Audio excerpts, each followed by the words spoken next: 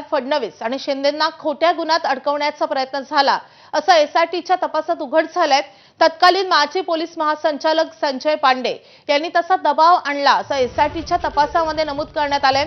नुकत्याच निवृत्त झालेल्या माजी पोलीस महासंचालक रश्मी शुक्ला यांनी निवृत्तीच्या 5 दिवस आधी गृह खात्याच्या अतिरिक्त मुख्य सचिवांना एक अहवाल पाठवलाय आणि या अहवालात पांडे यांच्यासह उपायुक्त लक्ष्मीकांत पाटील, सहाय्यक आयुक्त सरदार पाटलांवरही गुन्हा दाखल करण्याची शिफारस करण्यात आली आहे। 2016 मध्ये दाखल गुन्ह्याच्या फेरतपासाचे आदेश देत फडणवीस आणि शिंदे यांना गोवण्याचा प्रयत्न झाल्याचं एसआयटीच्या तपासात म्हटलंय।